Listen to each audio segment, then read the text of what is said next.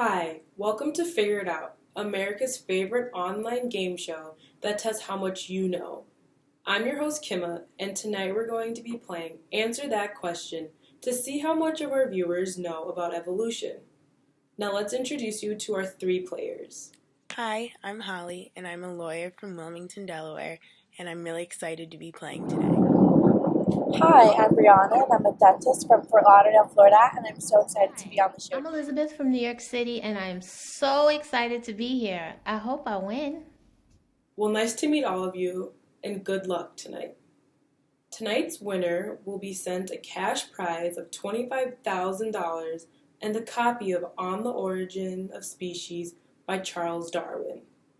This piece of literature is considered to be the foundation of evolutionary biology. So let's just go over the rules before we begin. Each correct answer is worth 10 points, and at the end of the game, the player with the most points wins. The person who buzzes in first gets to answer the question, and if they get it wrong, it goes to the next person who buzzes in. Now let's get started with our first question of the night. What is science? Science serves as a way to test the world and answer all the questions that exist. All knowledge in science is exactly the same and doesn't change. Also, it serves as a way to provide absolute proof. Additionally, theories in science are just hunches. Sorry, Brianna, that is incorrect. Do any of our other players think they can answer this question? Science is our knowledge about the natural world and the process through which that knowledge is built. Science requires the testing of explanations about the natural world against nature itself and discarding those explanations that do not work. When studying science, the natural world itself serves as the arbiter of truth. Correct. Holly got it right, giving her 10 points. Science is always changing and answers questions about the natural world through testing. Scientific theories are also established and well substantiated. Now on to question 2. How is evolution supported by science? Evolution is supported by science simply because scientists say so, and we have to rely on their word. I'm sorry, that is incorrect. Does anyone else have an answer? Evolution is supported by scientific evidence on many levels. On the biochemical level, studying our DNA proves that all living things on Earth are incredibly similar, showing that we share common ancestry with all of Earth's organisms. Comparative anatomy shows that human embryos and those of many other animals, including whales and snakes, look incredibly similar. Whales also have bones that are essentially useless today that humans also have, such as arms, wrists, hands, and finger bones in their flippers, and a strange pair of bones where their hind legs should be. Humans and every lived animal also have the same common feature: one bone, two bones, little bones, and digits.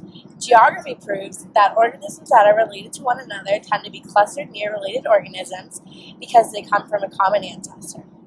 Paleontology also helps find the fossils of transitional animals that support evolution, as well as trace fossils that show animals walking on the ground and perfectly arranged lines of trees that go against evidence for the flood mentioned in the Bible. Fossils also prove the existence of transitional humans that are very closely related to primates. Congratulations, Brianna. That is correct. 10 points for you, making you tied with Holly for first place. Now on to question 3.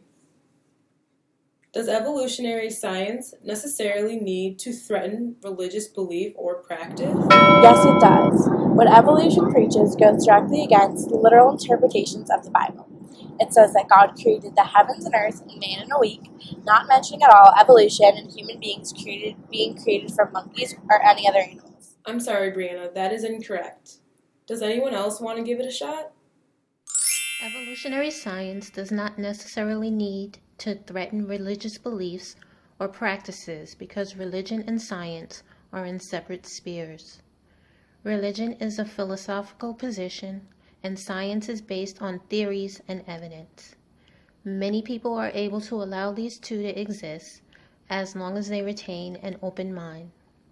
Many Christian, Muslim, and Jewish leaders have been able to band together in support of evolution So I believe that many others should be able to see how these two can coexist. And Liz with the correct answer, tying everyone at 10 points. Now for question 4 to put someone in the lead. How does evolution work? Evolution works by mutations, creating the strongest genes. Evolution works by having God create man and woman as they are, and then having them just become stronger, better, and faster. There are many different mechanisms that drive the process of evolution. All evolutionary change is a result of genetic variation. There are 4 main mechanisms that contribute to genetic variation within a population. The first of these mechanisms are mutations. Mutations are changes in DNA. Mutations are random and can be beneficial, neutral, or harmful to an organism. The next evolutionary mechanism is migration. Individuals from a given population can migrate to a new place, which can introduce foreign genes into a new population. The third mechanism is genetic drift. These are random by-chance occurrences that alter the genetic variation within a given population. The last evolutionary mechanism is natural selection. Natural selection is a process by which individuals who are deemed fit within a given environment survive and reproduce at higher rates than those deemed unfit. All of these mechanisms can cause changes in the frequencies of genes in a population, thus perpetuating the process of evolution. And that correct answer puts Holly in the lead with 20 points. Let's see who can get this next question correct. Why is understanding evolution important? Understanding evolution is important because it is important to understand how our bodies have changed. However, evolution is something in the past that has no relevance in society today. Sorry, Holly. That answer is incorrect. Once again, Liz and Holly are tied for the lead with 20 points each and Brianna behind at 10. Liz's answer fully emphasizes the importance of understanding evolution because of the evidence behind it and because of its usefulness today. Brianna, maybe you'll be able to catch up with this next question. Why should we teach evolution in schools? Evolution affects the world around us in so many ways, from the foods that we eat to the antibiotics we take when ill. Students should be provided with the opportunity to learn how life on our earth has changed and continues to change in a setting that will allow and encourage them to learn and seek answers explaining the natural world. Evolution provides the foundation for truly understanding all of natural sciences that are already being taught in schools. Additionally, it helps students develop a positive attitude toward accepting evidence. And just like that, Liz's answer about evolution gives her a big lead over Brianna and Holly with 30 points. Let's see if she can keep this up after our next question. Why should we not teach creationism in public schools? Because some parents might not want it to be taught by a non-religious leader. Because we shouldn't teach about either side, evolution or creation. While religion does play a big role to some people in today's society, it doesn't to everyone. Therefore, public schools need to be taught in a manner that is free from religious influence. Many creationists argue it is unfair, but it is also unfair to teach Christian beliefs but not other religious beliefs. It is also impractical to teach all religious beliefs in a science class. Also, it is listed in the Constitution to keep religion separate, so therefore teaching it is unconstitutional. But beyond that, understanding evolution creates a base for other sciences, and advances in biology rely on understanding this concept. Not properly understanding evolution leaves children ill-equipped to understand other sciences and even make scientific contributions in the future that rely on knowledge of these evolutionary sciences. Looks like Brianna's right back in the game, tying herself with Holly at 20 points, and with Liz still in the lead at 30. Our next question is, why is it important for our political leaders to understand science and base policy on evidence? Science and innovation is what leads to new discoveries. In many ways, science and innovation are the reason why we have achieved the global and economic power status that we have.